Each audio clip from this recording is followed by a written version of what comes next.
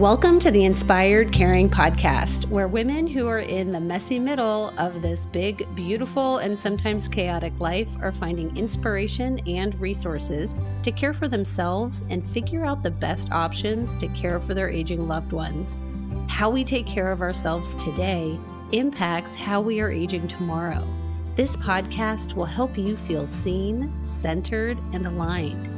Everyone that relies on you is so lucky to have you in their life.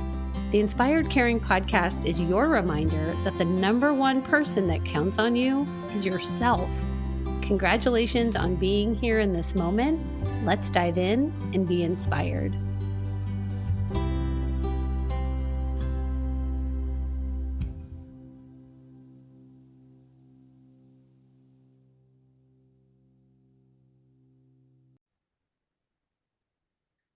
Welcome to Inspired Caring, Jeannine, Bryant. Thanks for being here with me today. Hey, Michelle, thank you for having me. Absolutely. So we are hitting the ground running this year with, I'm already like decluttering my home, but I know that what you do actually is much more layered than just a simple decluttering process. So we are going to talk about right sizing today. Yeah, I love that's such a great way of articulating that. It is more layered. And that's why I love what I do. I love thinking and teaching and talking about the right sizing process because it's about so much more than our stuff, right? But I mean, Michelle, you're so right. In January, you got to strike while the iron is hot, right? And we're all feeling a little inspired in January to declutter. And I always joke with my husband, I want to be such a good declutterer throughout my life that when we make that final move to a retirement community, it won't be such a big task. But yeah, that's really what I focus on is I help older adults who lots of times are moving out of a large home and they're downsizing to that retirement community. And when you've been in your home 40 or 50 years, it's a real challenge. There was an era, and it might have been during COVID, when tiny homes were really trending, and there were some documentaries on that. And I started walking through my house and thinking, what would I actually take? What would I actually take with me? And I think because I've been a family caregiver for so long, I do kind of have that little nudge on my shoulder, like I would take this to the nursing home, I would take that to the nursing home. But Yep. that's a little bit getting ahead of ourselves because oftentimes we need to right size well before we're talking in those terms. I would love to hear from you just a little bit about your background. Like, how did you figure out that this was the space and your passion? Yeah. I feel so lucky to know that this is what the good Lord put me on the earth to do. I mean, it's sort of the perfect blend of my interests and my abilities. I have always loved organizing. That was, for fun when I was a kid. I would like empty out my closet and reorganize it. Like that was fun for me. And then I grew up around a whole bunch of old people. And I say that lovingly because I think old people, that's a term of endearment to me. I grew up around both sets of my grandparents and great aunts and uncles and any older farmer bachelors around that didn't have a place to go on holidays, they came over to our house. And so I've always been very comfortable and I really enjoy working with older adults. So to meld those two together was kind of a dream come true for me. And of course, when your passion and your interests align with a need in the world, it's all the better, right? And there is such a need for this kind of work because we've all got too much stuff, right? And when you are in that phase, most of our clients are in their 70s, 80s, and 90s. They're downsizing out of a home they've been in for years, and they're moving to a townhome or a retirement community, and they're overwhelmed. They don't know where to start. Like I said, for me, cleaning out a closet, that's like a fun Saturday night. But if that is like the last thing you want to do, then you need some help. And also if you mentioned that it's a multi-layered process because it's not just about cleaning out that closet. If you are someone who has lost your spouse in the last year and you're about to make this move on your own for the first time ever, and your spouse's clothes are still hanging there, I mean, that's one of the hardest things you'll ever do is empty out that closet. And so me and my senior move management company, that's what we do. We come alongside our clients and we just walk them through that process. And it's hard, but it's made a whole lot easier when you've got a partner to walk through that with you. I was speaking with a resident in one of our local beautiful senior living communities, and they said, they were 83 years old and they had never lived alone before. And so they realized it wasn't just about the stuff, it was also them really exploring who they are as a person. Like they have always been in this role of caring, for parents or a husband. And now they were in this new space of transition and Yeah. starting to learn who they were. Right. I heard that just yesterday, Michelle, from a client, Oh, because her husband is in memory care now. And she said, this is the first time I've lived alone. And I think especially that generation, she's probably in her 80s. Especially for women, they maybe graduated from high school, and if they went to college and then they graduated college and they got married. I mean, it was bing, boom. And so you move from your parents' house to the sorority house to your husband's house, and it's a big transition. And I think even more so if it's the wife that passes away and then the man is left behind. That's my family story. My mother passed away early. She was 57 and she left my dad, alone. And they were a very traditional couple. I grew up in rural North Dakota. My dad's a farmer. I mean, he had no clue what to do with the house. And so sometimes it's even more difficult, I think, when the man is the one that's left behind, and he's looking at all this stuff in the house and he's thinking, what do I even do with all of this? So yeah, just walking with our clients through all kinds of transitions, because change is constantly happening and transitions will never stop, right? right. And there's really this evolution of the things that we are bringing into our homes as our life continues to shift with kids at home or careers, things like that.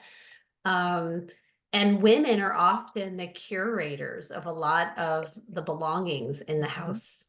Yes. And as well as like the keepsakes and sort of the mementos that you gather throughout life. I think that is a burden that a lot of women take on and perhaps willingly take on. But that's one of the things that I love talking about is I wrote a book. It's called Keep the Memories, Not the Stuff. And it's that memory clutter that can be really hard to know what to do with, because if you are giving up half or more of your square footage, which means you have to get rid of half or more of your stuff, and you go down to the basement and you see those boxes that you took from your mom's house when you cleaned your mom's house out, or the things that belong to your grandmother, and you think, oh, what do I do with this? I know that I probably am not going to have room for this at the apartment that I'm moving to, but I can't just throw this stuff away.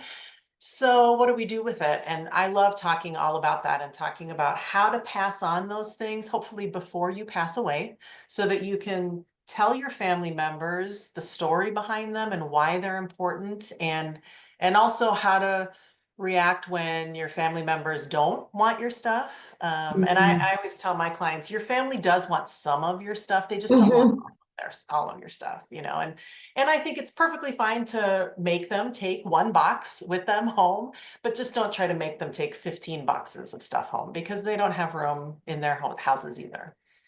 I only had one gotcha. So my mother-in-law was living in memory care. My father-in-law had terminal cancer and was still at home, and he was getting ready to transition into assisted living just with the disease process. And so we had just as a family said, okay, from now on, anytime he says, hey, do you want this? Or can you take that? We're just going to say yes, right? Just say Yes. yes. Yes. And we only got bit in the tush once when he asked about a specific camera that was outdated technology. It wasn't like cool and antique vibe, like art. It was like an old digital camera from the 1900s.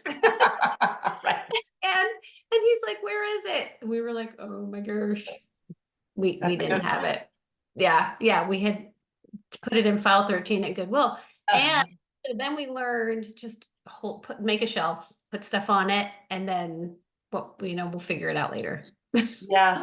And I did the same thing. My mother-in-law, she passed away last year, but she was 91, and she had all this collection of ceramic shoes that she displayed in her curio cabinet, and she loved them. Great. Well, she also, of course, had the boxes, because you keep the box for the little Yes. knickknack that you buy.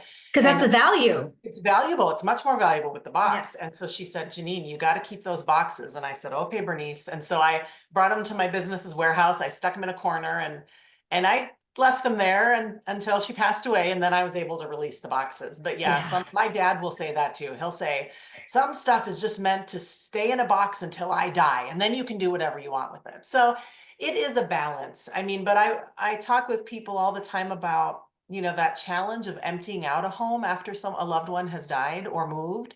And the thing is, you can't sell a house, or if you're renting the house, you have to continue to pay rent as long as your junk is still in it, right? Mm, So at some point, something has to happen to that stuff. And so what so many people do is they bring all that stuff and they put it in their garage or their basement, or God forbid, a storage unit across town.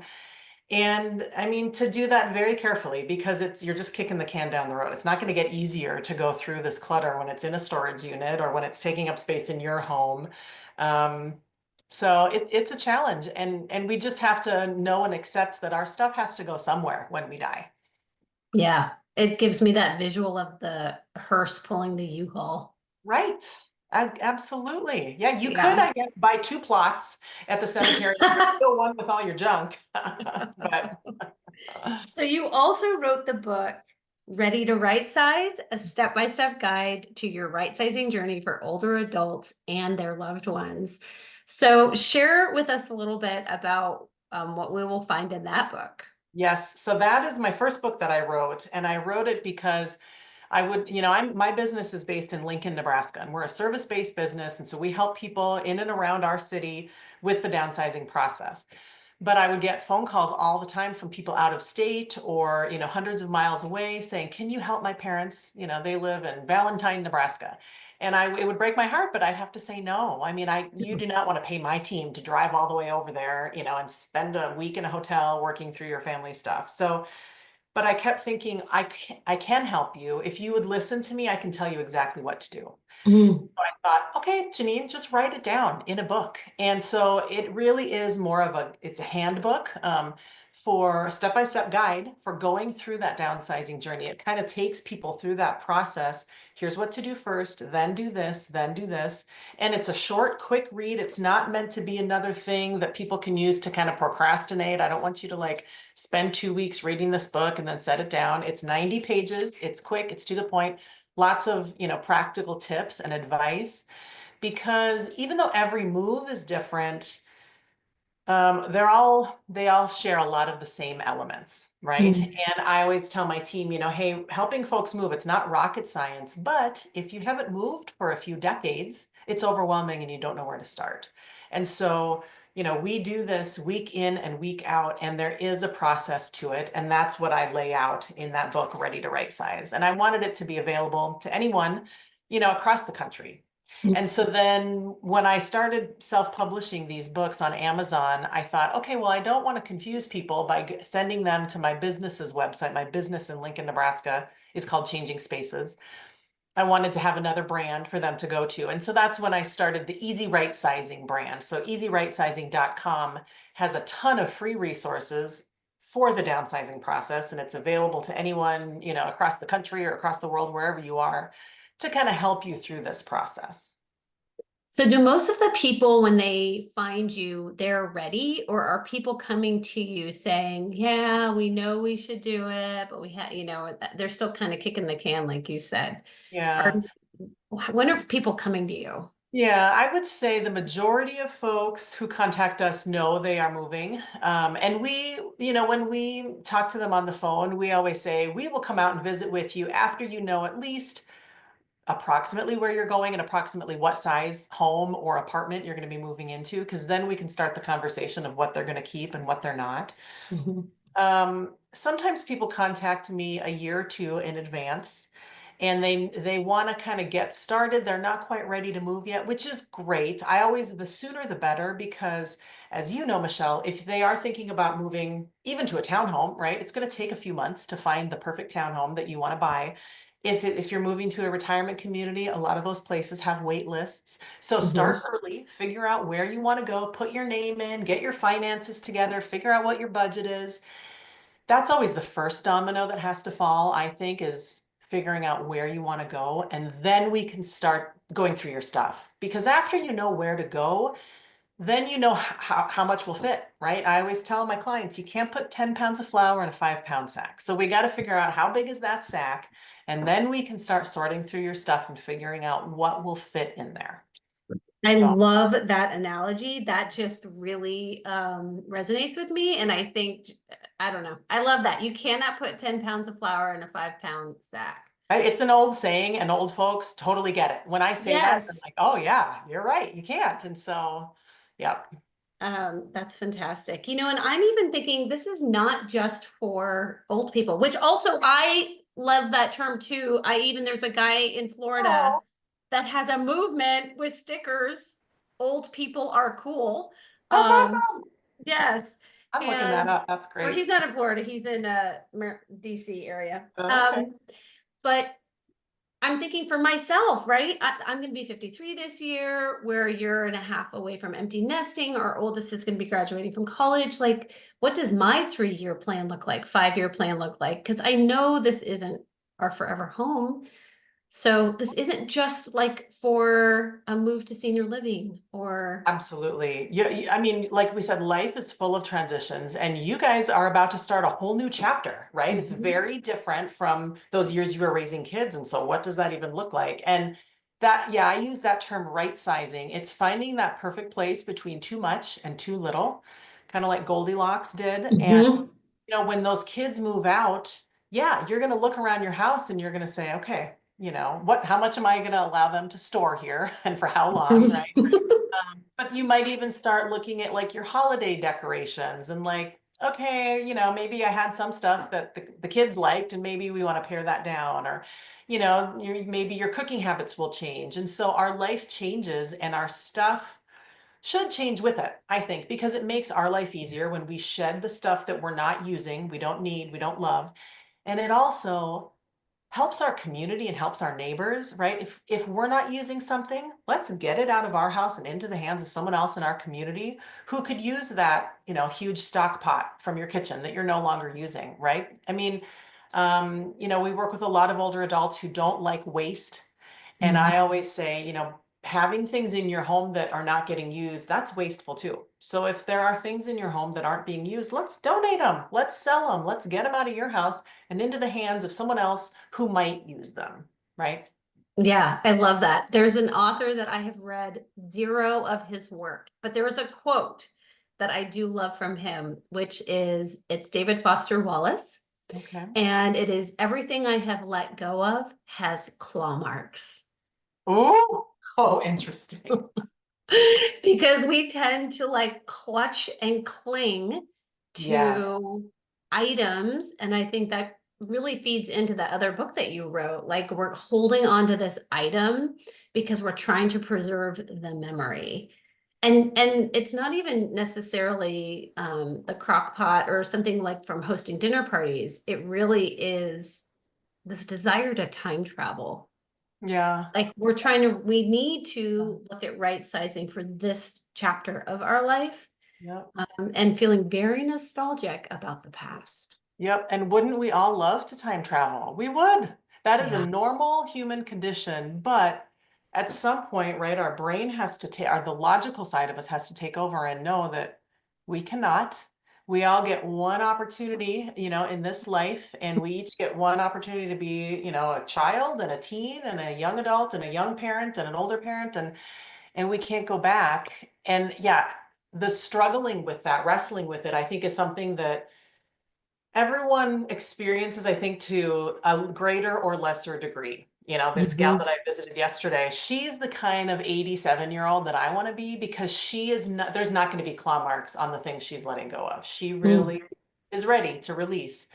But it's not a judgment call, I mean, it's everyone's path is different. And for some people, it's going to be harder than others. So I think it's a privilege to walk alongside people who are doing that. And it's just interesting to think about. And one of the things I love about working with older adults is that I get to see like, oh, I want to be like that when I grow up. I Mhm. mean, I say that all the time. Or maybe sometimes I don't want to be like that when I grow up, because it's as the outside person, it's easier for us to see what's going on in that situation, right? 100%. One of the things that I share when I'm speaking is who are your aging role models? Yeah.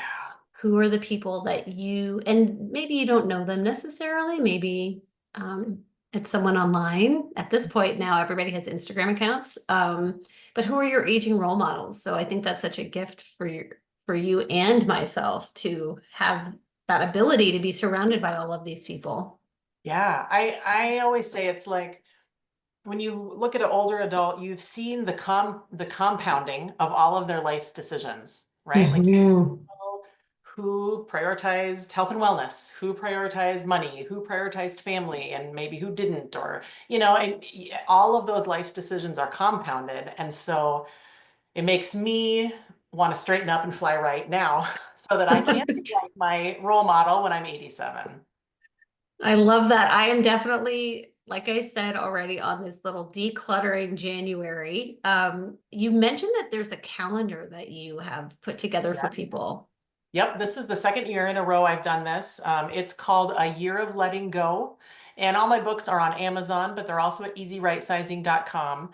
And so A Year of Letting Go is a calendar planner for 2025. And the reason I wrote it is because I wanted to help people achieve the power of focus, because it's so easy for someone to get started sorting in their office and then they take something that goes in a bedroom upstairs and now they're in their bedroom upstairs and they're kind of distracted and they're going through the closet and then they go out to the garage and and then they get frustrated and they say, I'm not making any progress. And it's because you're not focused. You're focused on 17 different things, not just one thing. So a year of letting go calendar gives you one area of your home to focus on each month, one and only one. And so for January, for instance, it's the kitchen. So you've got the whole month to go through every drawer, every cupboard, every shelf in your kitchen, pull out the things you're not needing. And then you can't just pull the stuff out. You actually have to get it out of your house, right? And so by the end of the month, I challenge people, get that stuff. If you're going to sell it, great. Try to sell it by the end of the month. Otherwise, donate it and actually take it to the donation place by the end of the month. And one room per month, that's doable. Even if you've got other stuff going on, one room per month is doable. Then in February, we're going to move on to the next thing. I think February might be right sizing your photos. Okay, we're going to go through all Oh, the next one might be going through your dining room. And so by the end of the year, you've really made real progress on 12 specific areas of your home. And it's large print. There's lots of room to make notes and kind of keep yourself accountable and also just kind of keep track so you can pat yourself on the back at the end of the year of how much you really did let go. Maybe you even want to count how many boxes go down to the charity or go out for trash. I saw someone posted a picture of their Christmas tree and they had three trash bags under the Christmas tree. And they had challenged their children after opening their gifts on Christmas Day. It was like a day or two later. They challenged their kids to go clean out closets and toy bins and fill up those bags with things that they could then pass on to someone else for them to enjoy. Nice. It's Yeah. another kind of gift, right? I mean, I tell my kids that too.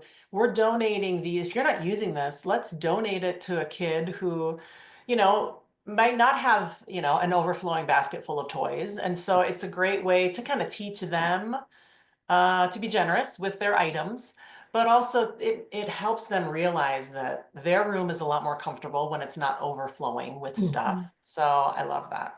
Yeah, and I think this would be an interesting activity for grandparents to engage with grandkids with. Absolutely. And I Yeah.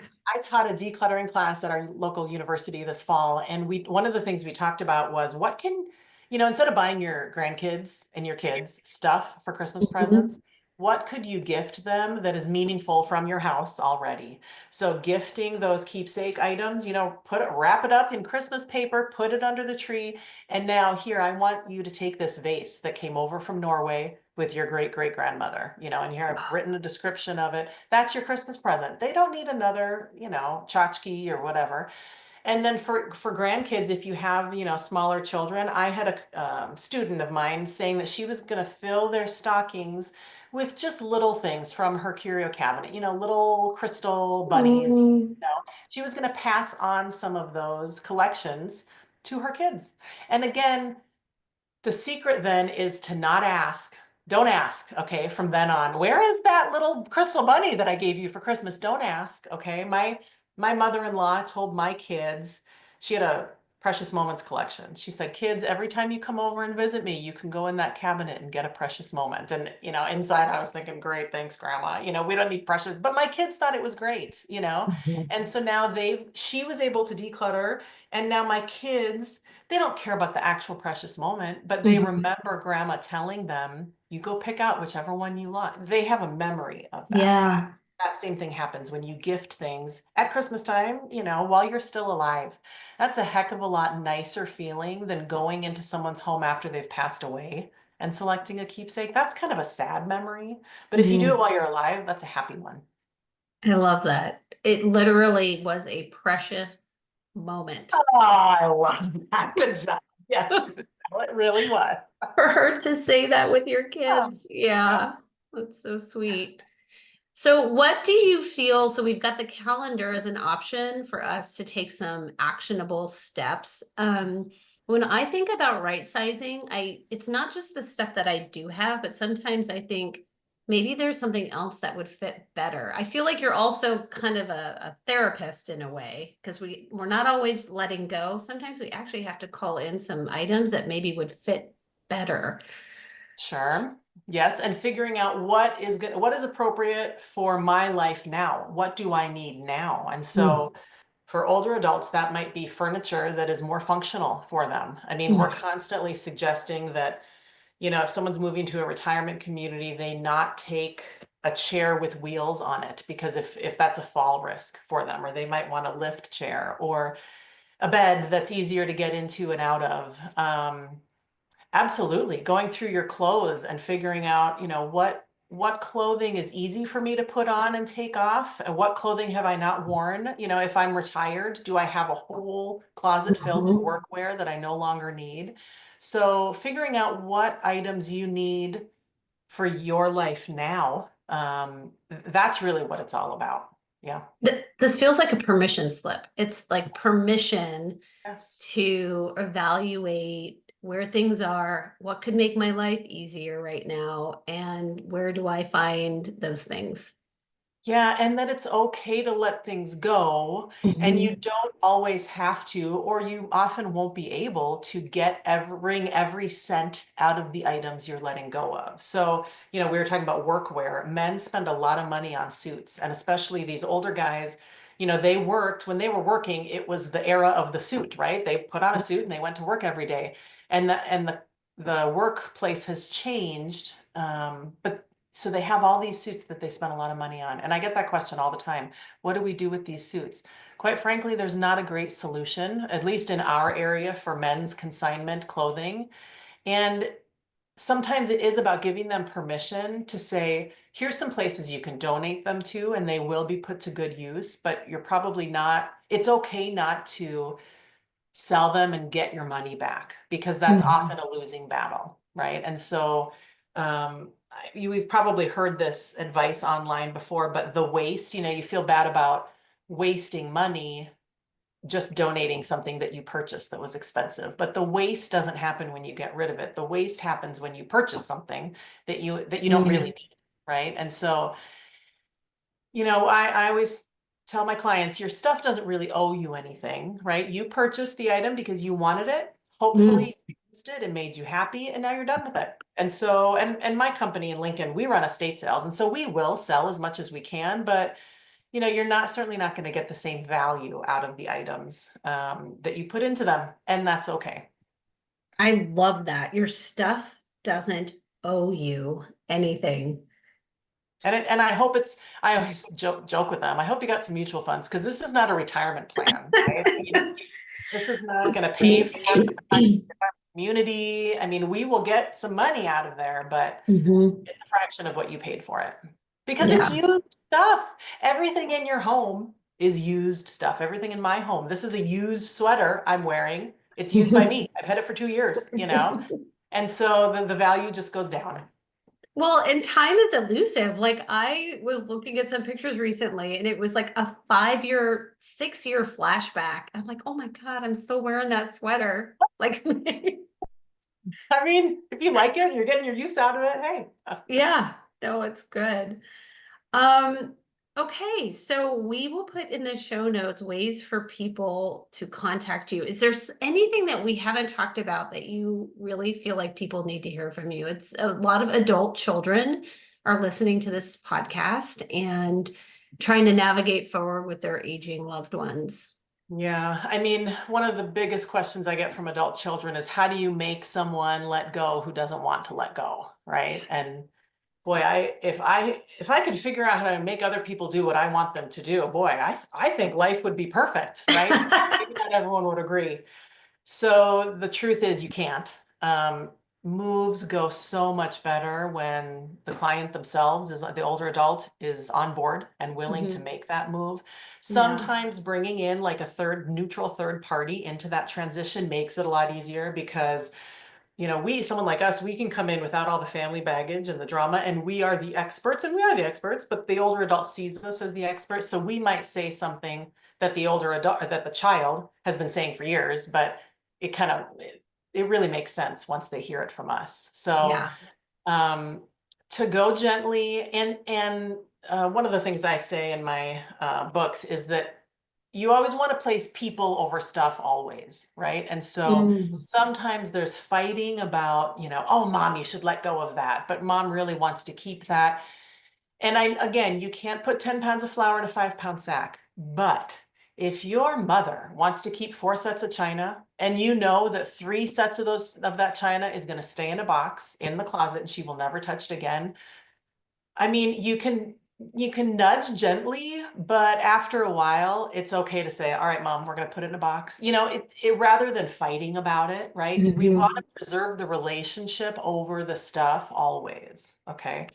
Keeping in mind that you can only put 5 pounds of flour in a 5-pound sack. So we still have to Mhm. obey the laws of gravity or of physics, right? But Mhm.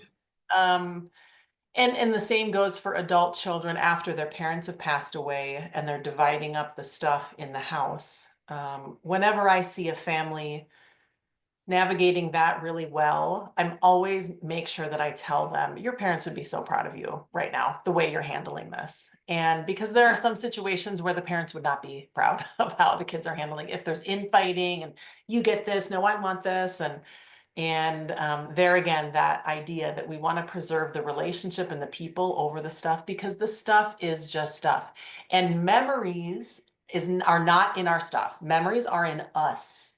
So even we had a client once, 2 sisters fighting over a baseball that belonged to their dad. And oh, of course, it's never really about the baseball. It's about a whole Mhm. lifetime of relationship dynamics there.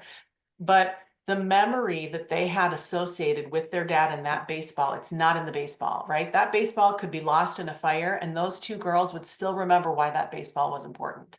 And so Mhm. when you really internalize that our memories are in us, they're not in the stuff, it does make it easier to let go.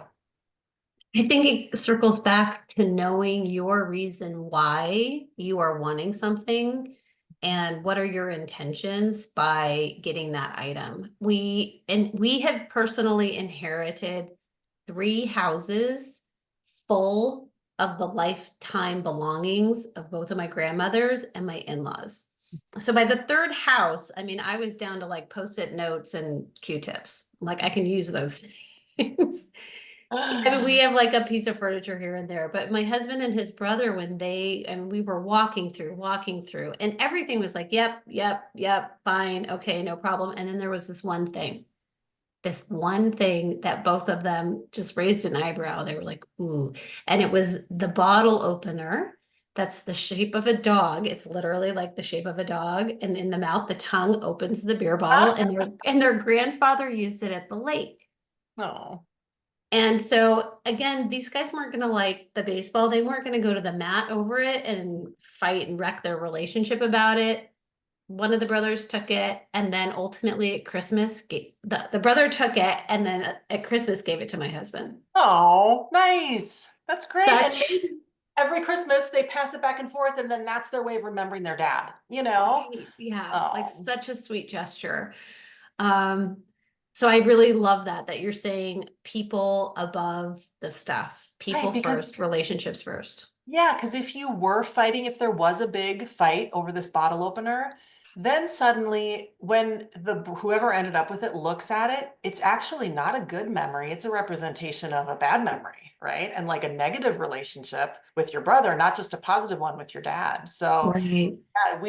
yeah, our stuff, we assign the power to the stuff. So we need to be careful about, yeah, keeping it positive if we can. Yeah. Well, I love the phrase right sizing, and I think that this is appropriate really at every stage of life. We have kids who have gone off to college, so they're in a dorm, and then one of our daughters is in an apartment, the other one is in a condo. Like we keep right sizing to make sure she has the items that will serve the purpose to meet the needs. I remember my dad telling me when I was in that stage of life, your job is to buy light, cheap furniture because you're going to be moving a lot, right? I So you love don't, and that. a 22-year-old doesn't need a roll top desk, right? You need something cheap and, you know, Advice. Oh, every that's so transition good. and he has their own needs. Yep, yep. And we just have to be cognizant of that throughout life. Yeah, because otherwise our stuff can really be a burden and we can become swallowed by our stuff. And if you don't get that stuff out, if you don't donate it, as soon as you're done with it, then it becomes less and less useful to other people over time, right? So if, if I had stuffed animals from when I was a kid and I'm trying to donate them now, they're going to be a lot less appealing than the stuffed animals that my 10-year-old has outgrown, right? I think about a client that we moved who wore a suit every day to the university where he taught, and then they hung in his closet for 30 years. And then when we moved him, we were donating these 70s era suits. And I thought, well, no one's going to actually wear this. They're going to maybe buy it for a Halloween costume and then toss it, But if he had donated them right away, other people could have actually gotten use out of them. So Right. it's important to sort through your things throughout life, I think. Wow, that is so valuable. That is such a valuable tip. I am motivated to check out that calendar and start my journey with right sizing in my house. Do you have any final sentiments for these adult children in the world that are out there trying to help? I mean, we're middle-aged ladies out here Mhm. trying to have our careers and lives and help our folks. Right. Well, if you're an adult child and you're still storing things at your parents' house, the first thing you can do is get your stuff out. Okay, that's the first thing. And, Mhm. sometimes it's best if you're feeling some resistance or if it feels overwhelming, it's okay to tackle the low-hanging fruit first.